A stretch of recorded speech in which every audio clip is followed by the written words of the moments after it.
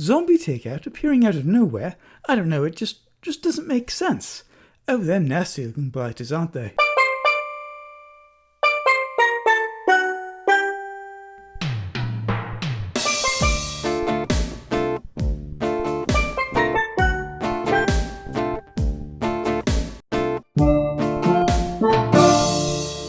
Hello and welcome to episode 565 of Zombie Takeout. Zombie Takeout. And my apologies to any Brits who might have been listening. And before we get to this week's movie, I just want to mention a couple of things. First off, on Monday and Tuesday of this week, we're recording on Wednesday night, I saw Masters of the Universe. It's currently on Amazon Prime already. I think Amazon was one of the producers, so it went to Prime early. Surprisingly really good.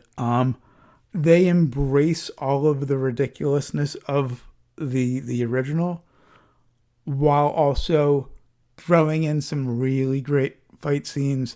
Like, it earns its PG-13 and mostly in violence. Like, there's a couple of jokes that are a little adult, but it's mostly the violence. Adam, He-Man, even when he changes into He-Man, he lifts the sword, says the thing. He's stronger and faster, but he's still a fuck up. Okay. He doesn't become a Marty Stew. They only spend about 20 minutes of the runtime, and it's 2 hours and 15 minutes on Earth, and it's like the second act. So it's pretty early in the movie. I can't remember because, I first thought that we had done a Masters of the We Universe did movie, the but Dolph Lundgren one. I was thinking of Flash Gordon. But yeah, there's a Dolph. Okay, so Dolph Lundgren played him. I can't Yeah, even remember seeing it. I'm pretty sure we reviewed that one. It's not worth it. It's not worth remembering. Although Dolph does have a pivotal cameo in the new one. And the one thing I did notice about this movie, I have not seen it yet myself, was nobody seemed very concerned about the movie's finances. You know, every other movie that's been out this year that people have had an axe to grind about, Hmm. it's been how much they've made against budget. Well, I mean, it's a white guy in the lead role. Yeah. They don't really. Well, I mean, Idris Elba plays Man at Arms, so maybe that. But he's still a man, so it tends to be if women, particularly women of color or queer women, are in the leads. Well, Particularly if they change something about it to put them there, that becomes an issue. you even had Nolan's Odyssey grossing 1 billion, and some people still trying to say that it Yeah, somehow flopped. right. Which, I Oh, mean, a because of billion dollar flop. well, that's because of Elliot. I'm blocking out his last name. I was gonna say Page. S. Elliot Page, Page. Elliot Page. Because of Elliot Page. That's why they hated it. They don't really I think have. They don't they really were made have for that with Masters of the Universe. 5 minutes. Yeah. But yeah, it's not like I said. It's on Amazon Prime. So if you have Amazon Prime Yeah. already, you're not paying anything extra to see it. It's kind of long, but I do very much recommend it. They totally take the piss out of the name He-Man at the end. Basically, it starts off when he's a kid. And because of a Skeletor attack, he gets sent to Earth through a portal. And this is my one slight issue with it. He somehow spends 15 years on Earth, grows from like about 10 or 11 to mid to late 20s. They never mention adoptive parents, though he did go to school and get a job as like the public, not PR, the human resources guy at a company. So clearly he went to college. They don't mention how he did that. They don't mention parents, and he's even as an adult still obsessed with this getting back his sword because he lost it going through the portal. And where he came from, the transition from the flashback at the beginning to Earth to the 15 years later, he's telling a date about he growing up on Eternia and having to come to Earth. Like, you would think after 15 years he'd learn not to talk about that shit, but Yeah. minor detail, kind of funny at points. So, again, highly recommend it, especially if you already have Amazon Prime enough to pay extra. Also, want to mention, I did an interview with Nyssa Unprofessional Fangirl on Instagram. Links will be down there. Really good interview. She has some great questions. A lot of it is about my music and poetry. One of them is about the podcast. I gave the whole backstory. Not the whole backstory. I skipped the college radio part. But I started with the Tuesday afternoon show on through to the current shows, and talked about some other stuff. She asked a question I was really happy with, whether I approach lyrics and poetry differently, and I do, and I was very happy to be able to geek out on that. I got kind of long-winded with the questions. It's like, I think 10 questions, 5 pages, but a lot of fun if you want to take a look at it. Again, link will be down there. And finally, on to this week's movie, which is from 1971, The Abominable Dr. Phibes. Finally. And of course, that brings us to the impromptu plot summary, sponsored by the Bible. Are you looking for interesting ways to kill someone? Then try the Bible. It's loaded with ideas. And also brought to you by God, the world's first serial killer, an inspiration to future generation of serial killers, as attested here. Um, so we have, shall we, should I save the actual murder details for the The review proper, discussion? yeah. Yeah, okay. Because that's kind of how I divided this up since I'd seen this a few times. I knew kind of, Mm-hmm. it's about the killings. Uh-huh. Well, we have a very elaborate organist with the world's greatest automaton band of all time. Mm-hmm. Um, he's very clever. He has all sorts of things that he's devised in his lair. But of course, he has a quest of revenge to go on. Uh, it's revealed somewhere late in the movie that it was that he had a wife, that she was being operated on, and she did not make it through the operation. And while he was rushing to get to her, he got into some sort of accident that cost him his voice.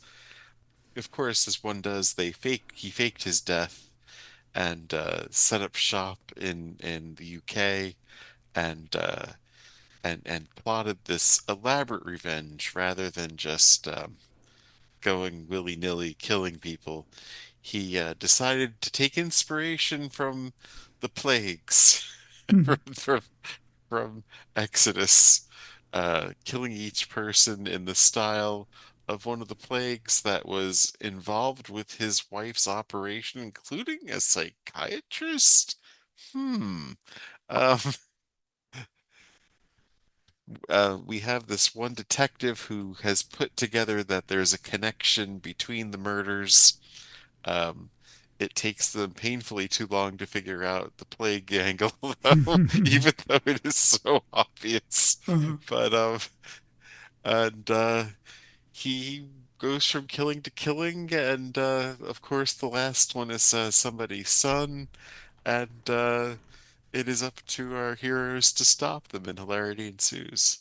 And it's interesting. I know this is the gag hilarity ensues. You say that every week or every episode. Yes. But it's interesting in this case because it's labeled as a horror comedy. You know what? I was not aware it was a comedy No, until I think a couple killings in. I'm still not sure. I mean, I know that's what they're calling it, but that beginning must have been borrowed by Phantom of the Paradise. Yes, definitely. In fact, his outfit reminded me also of the motorcyclist from Gumball Rally. Yes, yes, yes. And then we get this dancing scene. It's up to 5 minutes, without any dialogue. And I eventually checked. There, not a word is spoken until 10 minutes and 10 seconds into the movie. Now, I think when I told you about this off air when I first saw it, because it was around Halloween, and it was just something that we watched Mhm. with the nephew on Halloween. Right? Uh, that they took the man with one of the most recognizable voices Mm-hmm. in the world, and they decided to not give him a speaking part. Well, he does have a speaking part. He just not just not on camera.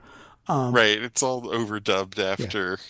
and it's fairly minimal. There's you can probably Yes. count on two hands the number of scenes in which he actually speaks. I thought it was clever when we see the car windows painted with the sides and back of his head. He's trying to keep a low profile. He's tr He just wants it to look normal instead of going out in his cloak. Um, Yeah, yeah. But put somebody else's face.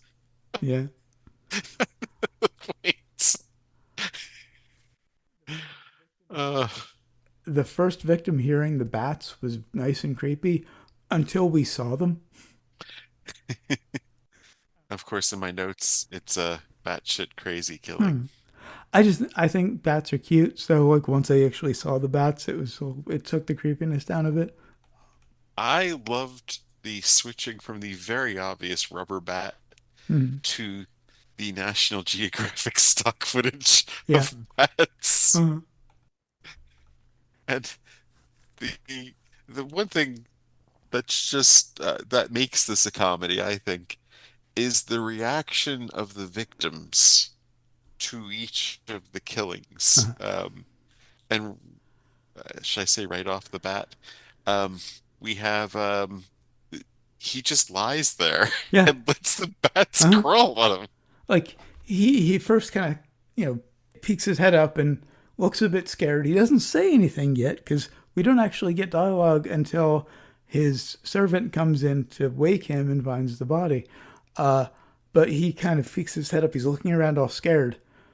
But that's all. That's it. And then suddenly the bats attack him, and then he kind of gives in. Oh bother, I'm being Yeah. attacked by bats. I won't jump up or take Right. a swing at any of them. Mm-hmm. I'm just gonna That's a let them do what they recurring do. theme, as you mentioned. The frog mask was a very inventive kill. I appreciated that. How much torque do you think a mask could produce? A guy shows up to this masquerade party. Apparently, he didn't know it was a masquerade party. He finds out later. Phibes, dressed as a butler, gives him this frog mask, puts it on him, and like you already know at that point, it's gonna take his head off. Yeah, But seeing it slowly ratchet to gradually take this guy's head off was just very nicely played. it's not even that he was beheaded by it. It was Oh that yeah. it squeezed his head, Oh so right, much that right, right. it killed him. Which that's the other part of this is the murders are so elaborate Uh, and just like who would think that, oh yeah, of course he's gonna show up and he's gonna go, oh, I didn't know this was a costume party. Oh, thank you. You've got a mask for me. mhm. Oh, let's, put this on person that I've never met before. That was the other weird thing. It seemed like he knew him almost, the way he was so just casual with this guy who doesn't say a word back to him. But he assumed Phibes was a butler or Yeah, servant of some kind. So maybe. the next one, Dr. Longstreet. I appreciated this one because he sends his housekeeper out. She goes out for the evening somewhere, says she'll be home by midnight. And then he starts watching this snake charmer film, like on a projector, because the movie's set in the late 20s. Is Um, it? yeah, I've been very confused about when this was said. according to Wikipedia, it's set in the late 20s. Okay. He's watching this projected snake charmer film, and he's into it. And yes, I mean in that way. Um, and because it's an old projector, he has to keep cranking it. So occasionally you get these shots from behind of his arm moving to the side of him in a very repetitive motion while he's clearly enjoying the snake charmer. And it's a woman charming the snake in kind Well, of a yeah. sexy costume. Just as he's really getting into it, he sees his housekeeper's feet underneath the projector. She had come back unexpectedly. I just, that one hit a bit too close to home. But then Phibes comes in, and this is the river of blood killing. He drains Longstreet's blood. But again, Longstreet doesn't resist.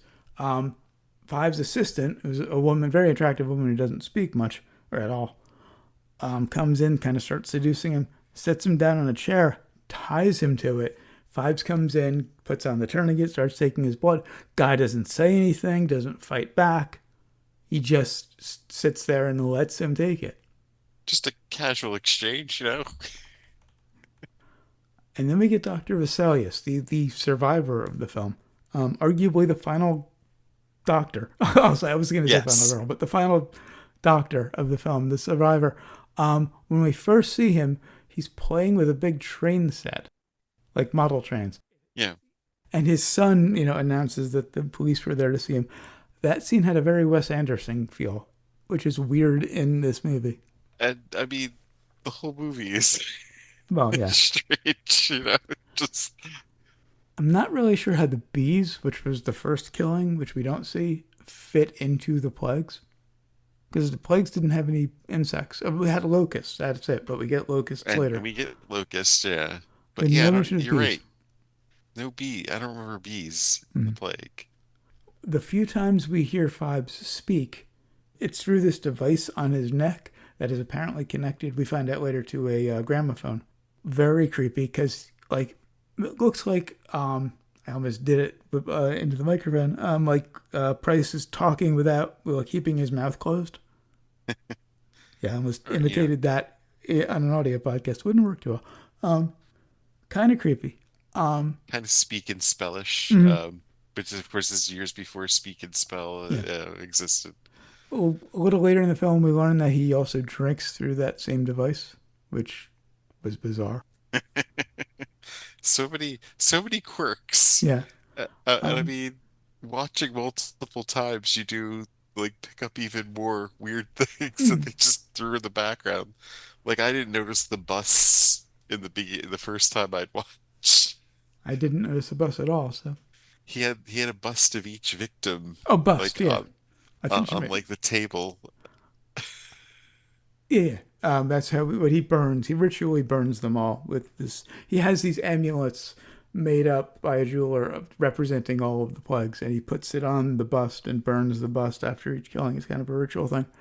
Um, the next killing, the He hail. sort of Vulcan neck pinches the It's limo exactly where driver I was going to somehow. go. I was trying to work to that. I got a little brain fog. So yeah, his assistant pulls over, appears to have car trouble. The chauffeur from the doctor's car comes to help her out, and he does the what appears to be the Vulcan neck pinch on the chauffeur to get him out of the way. Phibes Um, has many talents. yeah, and then when the chauffeur is out of commission, he puts this big metal box in the car with the doctor, and they walk away. Apparently, it just froze the inside of the car somehow. And no sign of a struggle. The guy just sat there in the cold Yeah, yeah. until he first died. Just, oh, there's a big box in the car. Huh, Hmm. I get a little cold in here. At one point, they're checking to see if Phibes was actually dead because he's said to have died in the car accident. They open his tomb, or his coffin. It is a big stone thing. It's more of a Yeah. sarcophagus than a coffin. They open it. They find ashes, and I was so glad that someone pointed out that they might not necessarily be his. Because the one cop was all too quick to see, it's ashes, he's dead. And then the other was like, how do we know that's him? And then they find out the wife's body is missing. And that led to some confusion for me. Well, yeah. Because at first they play it as just a straight revenge story. Yeah. Then we find out, okay, her body's missing. He has her body. And he starts talking about them being together again. I thought, what is he going to resurrect her? And maybe burning the statues with the amulets was part of, some kind of, occult ritual that was going to bring her back from the dead. Yeah, we never really get the rest of his plan because, I mean, Well, spoiler, no, gets foiled. well, no, he did the plan. As I see it, well, we'll get to that. We are going to be spoiling the end of the movie. Yeah. He didn't get away with it. Well, did he get away with it or not? Because he He never allowed. got. We'll get to that. I don't want to get too out of place. Yeah, yeah. I'm glad that except for the locusts, the animals used were cute. Right. The fifth killing has to be the the dumbest motherfucker. The whole bunch. The word's out that there's a madman killing all the colleagues. Uh-huh. So this idiot decides, I'm gonna go for a flight. Yeah. Dr. Kitai, or Kitai, who they keep pronouncing as Kitaj because it's spelled Kitaj. They keep making the point that like none of the cops can pronounce this guy's name correctly. Well, and there's the gag with the cop who's named Trout, Yeah, that they call him different fishes right. throughout the movie, which might title The World According to Carp. Oh, okay, I get it now. But this is the rats. Yes. Phibes plants some rats on his plane, and as he takes off, they start chomping on him. He does freak out. At least, he does react to the thing that's killing him. That's true. This is the only one that actually reacts to shit that I mean, there isn't anything he could do, of course, Right. because he's in a plane. He's in the air, and he starts getting eaten by rats, and he starts, trying to swat them off, and the plane crashes. I shouldn't have been, but I was a bit disappointed that the plane blew up. Because first we Oh, hear a my. sound effect that it just crashes, Yeah. and then we get two big explosions. Much like a car, I don't think a plane is going to blow like that if it crashes. I know gasoline is not explosive in that way. It's the fumes, yada yada. I would imagine jet fuel. This wasn't even jet fuel. This was a prop plane. Right. Yeah. This is regular gasoline. This Yeah, is yeah. not. So yeah, again, it's not going to blow up on impact. So, but it's a convention. So, that's why I said I shouldn't have been disappointed by it. I wish the Mythbusters would go over this movie because I mean their heads would just kind of explode. I mean, why would the rats not attack until being airborne? You know, and then the car goes 90 miles an hour pretty much to get to it, which Yeah. I mean, if this is the 1920s, cars are not going No. 90 miles an No. hour. And the few jokes that I did notice seemed a bit out of place, like Phibes drinking through the device on his neck, or I think it was a police chief. He drives out of frame and suddenly his car crashes. Nothing, they don't make anything of it. There's no reference to it. No. Later in the film, it's just he drives off. He hears some crashing noises. Oh, that's right. It was the Chiefs car that they were driving. Yeah. I forgot. That was pretty funny. Oh, is that why it broke down as soon as he drove off camera? Yes, Because yes. that's the one Because had been going 90 chasing the they plane. took Okay. the kitchen out and the brakes. Hmm. The next killing is peak Monty Python. The unicorn. Yes. That was nicely sudden. I will give them that. I did not see it coming. Most of them you see coming a mile away. This Right, just right. hits. He impaled the next doctor with with a golden unicorn statue. Apparently there was a unicorn plague in the Bible that I somehow missed. There was a wild animal plague, so I'm thinking maybe it was that one. And I also love the Mythbusters if they could comment if the unicorn horn is sharp enough to Mhm. impale Well, someone it's if it's you it's not a give real enough force. it's not a real unicorn. It's a statue, so it can be as sharp as it That's needs to be. true. Okay. There's no such thing as real unicorns. And Well, this is the point where he gives away his real plan because he talks about being with his wife in another world. So, after he's avenged her, so he's just gonna kill himself after he gets his revenge. okay. So that you think that was the That plan, that was he the was just plan going to all kill along. himself That's why he had it all after. set up in the basement. All right. So it didn't matter whether he got the last victim or not. He Well, was out of there. and I think he always allowed for not getting the last one because he gave him a chance. That's true. But we're skipping over Yeah. the locusts. Yes. The one nurse who he had to kill wasn't a doctor. She's sleeping, and he drips some kind of green ooze all over her face. That does not wake her. and it somehow doesn't wake her up. Presumably, it was locust food because he released the locusts. They weren't too bad. I was worried about the locusts because I don't like insects. They weren't too bad. Um, but yeah, I don't know what that was supposed to be or why it didn't wake her up. Well, it didn't wake her up because that's how the movie works. Did he drug her? I'm trying to remember now. Maybe, although I don't remember. Yeah. I thought he was just going to do an elaborate asphyxiation thing. Mm. And then the locust came and was like, oh, okay. I was laughing out loud thinking about Vincent Price at the insect store. Oh yeah. These locusts are defective.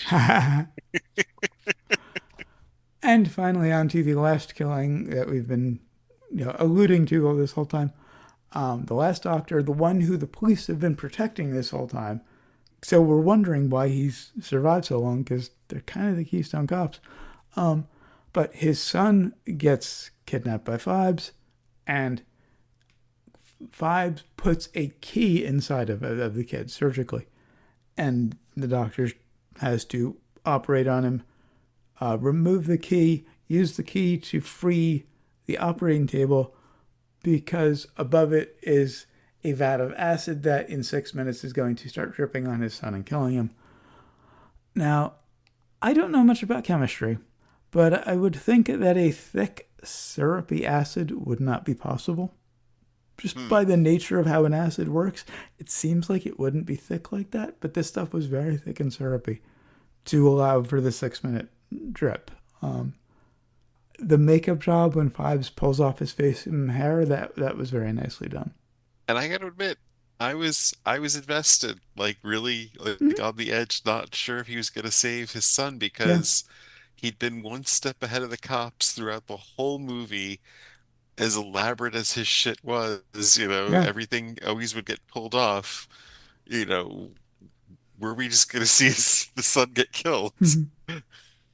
And I kind of wish there wasn't a sequel because the ending would have been much better as a one and done. Well, yeah, maybe there was more of the plan. I don't know.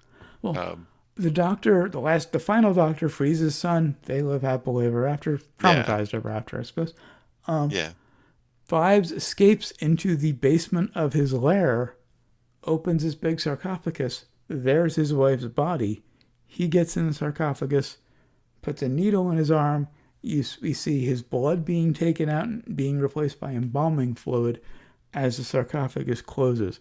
And the cops show up just after it's closed, not having seen anything, no idea where he is. I think that was the plan all along. He was going to get his revenge, apparently give the last one a chance to, get away, and then kill himself because he believed he'd be with his wife after that. And I just assumed he was, gonna somehow stack the deck and not give him a chance to Mm-hmm. actually make Yeah, it through. But right. Fives was a man of his word in the Mm-hmm. end. You're saying. All right. I mean, I just assumed he made the classic Bond villain mistake and not watching the job done till the end. But, you know, that could have been the plan It seemed to me like it was the plan.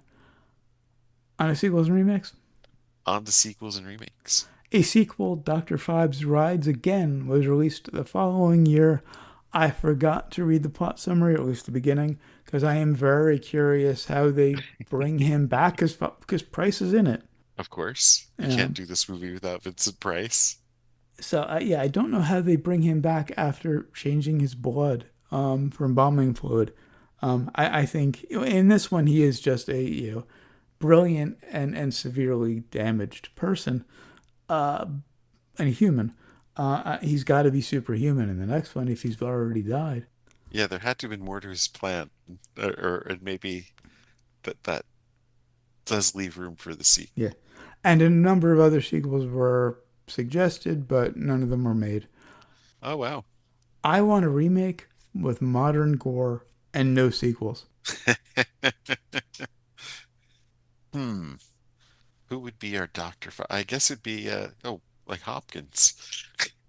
Well, I'm blanking on the person I thought of now. Um, but my first thought was Combs, but I think he's a Well, little yeah. old. I guess you do Scars the Scars guard Yeah, yeah. from Andor Hmm. On the brains, on the brains. I liked it. I definitely recommend it, but I can't go much higher than that. It's a 4. Yeah, it's a 4 for me too. It just lacked on the comedy front for me. The comedy is just part of it is just so weird and quirky. Mm. Uh, but yeah, I think it's kind of the attempt at horror is what's the joke. It took me a while to figure out that they were fucking with us Mm. with the murders Uh-huh. and the cheesiness of it. Because you think at first you think it's intentional. This might be worth a rewatch. Now that It you've is. mentioned that. It is definitely a rewatch, worth a rewatch.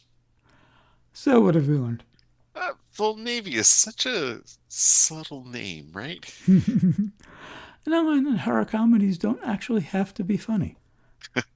And that's it for the Abominable Dr. Phibes. Until next time, when we'll be reviewing Kiki's Delivery Service, my anime for the year. I didn't do an anime last year because we did Digital Circus. I'm bringing it back this year. Until then, of course, always remember, never forget, wherever you go in life, there you are.